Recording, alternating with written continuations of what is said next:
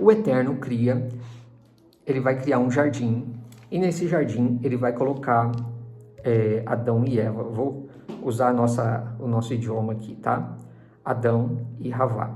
Se você pegar o nome de Adão na língua hebraica, eu vou mostrar para vocês, ele é feito por 3 letras. A letra Aleph, a letra Dalet e a letra Mem. Essas 3 letras, Aleph, o A, o D e o M, imagina, ADM. Essas 3 letras, elas indicam algo. O que elas indicam? O A é do próprio Adão. O D pode se referir a Davi. E o M se refere ao Mashiach, ao Messias. Por que eu sei disso? Porque, na verdade, a história, eu não vou conseguir falar muito tempo disso, mas a história de Davi, conectada à história de Adão, forma a história do Messias. Eu quero que você preste, eu vou te dar apenas um argumento para isso. A Escritura diz que Adão viveu 930 anos. A mesma Escritura diz que Davi viveu 70 anos. Agora calcule, 930 anos mais 70 anos dá 1000 anos. 1000 é o número do Messias, porque é o tempo do governo dele, do reinado dele. Um dia, 1000 anos. Então, esse Adão, esse homem é colocado no Éden, Gan Éden, no jardim. E depois vem Havá, Eva. E eu quero que você preste atenção num detalhe do Éden. Que Adão e Eva, ao serem seduzidos pela serpente, eles são, após a queda, a quebra da lei que havia já ali. A lei era para que não comessem do fruto do conhecimento do bem e do mal. Então, eles tomam desse fruto, comem do fruto e acabam perdendo o corpo celestial que eles tinham, né? As vestes celestiais de luz, de or que eles tinham, né? E eles não conseguem mais viver no Gan Eden. Na verdade, a retirada deles do Gan Eden foi uma proteção divina, porque eles não conseguiriam mais resistir à presença divina no corpo que eles estavam. Isso é fácil de você entender, basta você perceber que após a queda eles se esconderam. Eu vou falar sobre isso, mas eu quero antes chamar a atenção para um detalhe. Muitas pessoas acreditam que ali era uma serpente mesmo. A Bíblia até dá uma ideia de que, na tradução, que aquilo era uma serpente, até no original. Mas existem muitas pessoas, e eu também penso assim, aqui a gente vai sair um pouco do literal, e eu quero que você alcance o espiritual. Porque o que a Escritura está dizendo? Que a serpente foi conversar com a mulher, né, e acabou enganando ela. E posteriormente o homem foi enganado. Existem vários níveis de leitura sobre isso. Eu quero que você se atente. Eu não estou dizendo que aquilo não foi literal, mas eu quero que você se atente para um nível mais profundo do que a Escritura está narrando ali, para que você possa entender isso. A palavra serpente, no original, nahash, ela tem uma raiz hebraica que é a mesma, né, da palavra Nehusheth. Nehusheth significa bronze ou brilhante. Então, ao dizer que era uma serpente no original, na língua hebraica, nahash, também está fazendo uma referência a um ser brilhante. Você se lembra que Shaul HaShalir, o apóstolo Paulo, ele fala que Satã ele pode se transformar em um anjo, em um ser brilhante, um ser de luz, que porta a luz, né? Até daí que vem a ideia de Lúcifer, né? O portador da luz, né?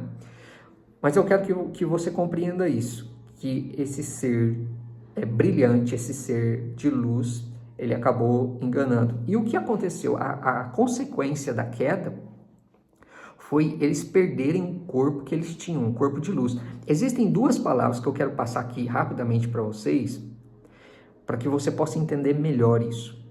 Existem muitas palavras que nós compreendemos mal. Uma delas é adoração. Adoração não é cantar, né?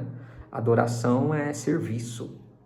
Se você pegar adoração, se prostrar, adoração, a ideia essencial ali de adorar na Bíblia é serviço, é como você serve. Mas existem muitas palavras e eu quero trazer duas delas para vocês aqui. A primeira delas é a palavra luz. Veja só, Adão e Eva eram recipientes, eram seres que recebiam uma luz direta do Criador. Eles tinham uma conexão direta com o Criador, com o corpo que eles tinham. Mas após perder esse corpo, até o Eterno faz um novo corpo, uma nova vestimenta, porque eles se viram nus, né? Mas eles perdem essas vestes e eles são retirados do Gan Eden, do Jardim do Éden. E o Gan Eden é protegido, mas eu quero que você preste atenção nessa conexão que eu vou fazer, quero que você fixe nisso, que eles saíram da casa, que a gente sempre vai trabalhar, toda a Escritura vai trabalhar isso, que Israel, o povo de Deus, eles sempre vão sair de onde estão, vão ser expulsos, eles sempre vão estar fora de casa. E depois, o último livro, você vai ver uma conexão com isso, porque o último livro, na verdade, é o retorno. A palavra Hit Galut, Galut significa dispersão, saída, é o nome do livro de Apocalipse. Alguns falam Risgalos, né? Ou Hit Galut. Essa palavra fala sobre retorno. É mais do que revelação, fala muito sobre o retorno. Temos as parábolas, várias histórias, né, nas Escrituras, nós vamos percorrer sobre isso, não se preocupe agora. Mas a ideia central ali é a saída do tabernáculo. Tem vídeos meus falando sobre isso, que o Gan Eden era um tabernáculo, onde a presença do Eterno habitava. Então é tão verdadeiro isso que vocês vão ver que quando o Eterno dá ordem a Moisés para fazer um tabernáculo, ele diz para que os sacerdotes, quem fosse entrar no Santo dos Santos, tinha que ter uma roupa especial, né? Vocês sabem, uma hora a gente pode falar sobre isso, mas a Escritura sempre vai falar sobre isso, sobre essa perda das vestes, né? A história de José, a história de sair do meio dos irmãos, e os irmãos tomam as vestes e ele é expulso e ele vai para Galut, né, para dispersão, ele sai da terra. Todas as histórias estão completamente conectadas, assim como aqueles que vão entrar também. Por exemplo, Davi, o rei, antes de iniciar o ministério dele, ele tem um pacto, uma aliança que ele faz com o filho do rei. E ele recebe do filho do rei uma túnica. Essa aliança, ela fala sobre a entrada no governo, a entrada do reino, a entrada do reino no governo. E Jonathan representa o Messias, o filho do rei, nos dando uma veste para podermos acessar. Assim como o sumo sacerdote tinha que ter uma roupa especial para acessar, e na roupa, você se lembra, além das pedras preciosas que estão no livro de Apocalipse, que fala sobre as pedras preciosas, que a nova Jerusalém é construída. Nós temos também na roupa do sacerdote, que representa as 12 tribos, nós temos o Urim e Tumim. E a palavra Urim, ela está ligada à luz, luz. Então veja, essa palavra que eu quero falar para vocês, luz, que era o corpo, que eram as vestes, na verdade, era um nível mais profundo, seria um corpo diferente, não esse corpo que temos agora, mas é um corpo diferente, é um corpo revestido de uma glória. E essa palavra que eu queria explorar com vocês, kavod significa glória, na verdade não é Shekhinah ou Shekinah, né? Mas a palavra kavod significa em hebraico peso. Eu fiquei me perguntando por muito tempo, por que peso representa a glória? Porque na mente hebraica, e você pode pensar dessa forma também, quanto mais pesado era algo, mais valioso era. Então, pesado no sentido de algo valioso, de uma responsabilidade, de um peso mesmo, de você estar carregando. Imagina você falar para alguém assim, nossa, isso daqui, eu vou te dar algo para carregar. Não, isso é muito pesado. Você fala, não consigo sair daqui, isso é muito pesado, isso é glória. A glória, ela é pesada, né? O apóstolo Paulo, ele falou, nenhuma tribulação há de se comparar ao peso da glória que há de ser revelado. A palavra glória, kavod, está ligado à palavra peso. Então, veja, na verdade, o nosso corpo, o corpo de Adão, não podia mais suportar conviver no Gan Éden. Então, ele foi retirado. Isso é tão verdadeiro que, antes do arrebatamento, a Bíblia diz que, num piscar de olhos, seremos transformados. Daniel diz que os que ressuscitaram vão brilhar como brilha o firmamento. Então vai haver um brilho, vai haver um corpo diferente. Paulo também explica sobre isso, sobre a glória do corpo, de um corpo inferior, de um corpo no pecado e do corpo. A gente pode ter um vislumbre sobre isso também na ressurreição do Messias. Depois que ele ressuscita, o corpo dele já era poderoso. E depois, quando João vê, João cai como morto. E ele fala, não tema, João. Quer dizer, não tenha medo, João. Você está assustado, João, com o corpo?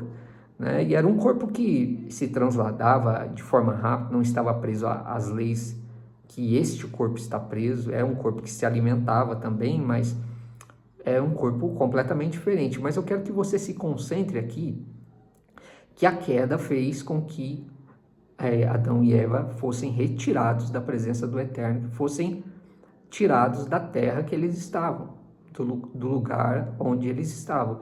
Esse é o primeiro ponto para você entender as Escrituras, para a gente abordar aqui essa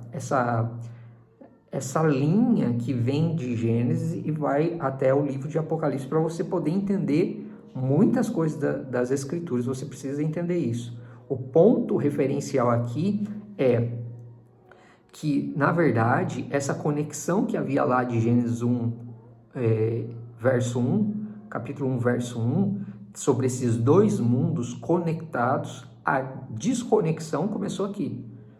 O homem perdeu o corpo que ele tinha, ele foi desconectado do tabernáculo. Depois você vai ver a ordem para que o sumo sacerdote tenha uma roupa diferente para poder se conectar, entrar. Você vai ver também na história de Esther, quando ela vai encontrar com o rei, ela tem que colocar uma veste diferente.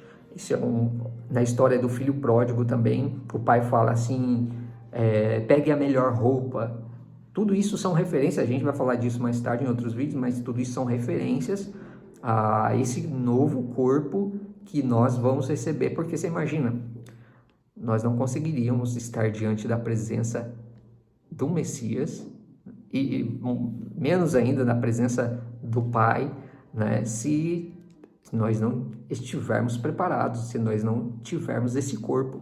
Por isso que, ao som da trombeta, do shofar, quando o shofar tocar, os mortos ressuscitarão primeiro, e os que estiverem vivos, né, nós, os que estivermos vivos, seremos transformados. E então esse corpo corrupto se revestirá de incorruptibilidade, e esse corpo mortal se revestirá de imortalidade. Então haverá uma mudança desse corpo, receberemos um corpo que é o corpo que o Messias está hoje. Veja, vou te dar um panorama sobre isso, mas eu queria que você focasse na saída de Adão e Eva do paraíso. Mas, gente, hoje a gente vê o Elon Musk tentando, olha, nós precisamos sair da Terra, ele fala isso, né? E nós precisamos ir para Marte, não sei lá onde, né? Mas o homem não tem essa capacidade de viver em outro local. Mas eu quero contar um segredo para você, das Escrituras. Com esse corpo, nós não temos condição de vivermos em outro lugar. Mas, com o corpo que o Messias recebeu, com um corpo de glória, com o corpo que vamos receber no arrebatamento, a Escritura diz que é capaz que nós poderemos viver em outra dimensão. Como eu sei disso? Por causa do Messias. Onde ele está hoje? E ele está no corpo que ele levou, o corpo ressurreto, que foi glorificado. Lembram disso? Era aquele corpo que estava na cruz, que recebeu uma glória, né, que recebeu um revestimento. Então é tão verdadeiro isso e é tão interessante e instigante porque ninguém reconhece ele. Maria, na verdade, reconheceu ele pela voz. Quando ele falou com ela, ela reconheceu a voz dele. E ela chama ele de Rabboni. Mas pelo corpo ela não tinha reconhecido ele. Ela pensou que fosse um jardineiro, eu já falei sobre isso aqui, vamos abordar isso em outro momento. Mas eu queria que você focasse nisso, nesses 2 pontos, para a gente poder terminar esse primeiro vídeo. Na queda, na desconexão desses 2 mundos, no corpo que foi do corpo da queda, que é esse corpo que recebemos, que fez com que o homem não pudesse mais habitar ali. Depois você vai ver que ele fica com medo ali já na hora, se esconde, né? Então, existem muitas nuances aqui, a gente não pode se perder, mas eu queria que você focasse nisso, que o ser humano que foi criado na presença divina, no tabernáculo divino, no Éden, ele foi retirado dali e toda a escritura vai contar agora a história do retorno da humanidade, de Adão. Adão significa humanidade, por causa da Adamá, a terra. A terra chamava Adamá, da terra foi tirado, da terra fomos feitos, e agora a gente vai falar do Adão retornando. Então, toda a escritura vai falar sobre isso. Até a formação de um novo homem que se chama Israel, ela está conectada em Adão. Na formação de Adão, na criação de Adão, ali você vai ver Deus criando um novo homem para si. Em Efésios capítulo, se não me falha a memória, não sei se é 2 ou capítulo 5, Paulo vai falar sobre isso, sobre o novo homem e a conexão de judeus e gentios, das 2 casas de Israel. Então a gente tem muita história ainda para frente, tem muita coisa para acontecer, mas eu queria que você não saísse daqui sem entender isso. Essa conexão que foi criada no primeiro texto entre o Messias e o ser humano e a humanidade, os céus conectando os céus e a terra, o Messias, e depois a criação do homem no Gan Éden e a retirada dele porque ele quebrou a lei e o mandamento que havia, sendo seduzido pela serpente, pela Nahash, né? Nehushtan brilhante. Depois a gente vai falar mais tarde sobre isso. Vamos continuar no próximo vídeo. Se você gostou desse vídeo, quero que você curta, que você possa compartilhar com outras pessoas, para que possamos fazer com que as pessoas compreendam de verdade as Escrituras Sagradas, para que possamos sair de uma apostasia que há no mundo hoje, convencermos as pessoas, nos prepararmos para esse momento que estamos vivendo, que é um momento singular. Estamos cada dia mais próximos de grandes eventos. Então quero que você se prepare para isso, que você prepare seu psicológico, a sua vida espiritual, a sua mente, o seu corpo, para que juntos possamos viver esse momento. Que o Eterno abençoe grandemente a vida de vocês. Eu vou fazer outros vídeos paralelos aqui para explicar outras histórias, mas eu quero que você ouça várias vezes esse vídeo, veja esse vídeo, ouça esse áudio várias vezes, para que você possa se conectar com essa palavra, para que você possa ler e entender de forma mais profunda, que eu vou criar aqui. Na verdade, isso já foi criado pelo Eterno, mas há uma conexão em cada texto, em cada palavra da Bíblia, nas histórias que Jesus viveu, nas histórias lá dos últimos livros, com os primeiros livros, na história de grandes homens. Então, dos profetas, dos patriarcas, existe toda uma conexão que não é dita. E você só pode compreender as Escrituras, cada detalhe da Escritura, após compreender isso. Então, quero chamar a sua atenção para que você participe comigo disso, encare isso como uma aventura e também uma batalha, porque sem conhecer isso, eu acredito que é difícil de alguém entender profundamente a Bíblia. Então, um beijo no coração de vocês, um abraço, shalom, e que o Eterno abençoe a sua vida.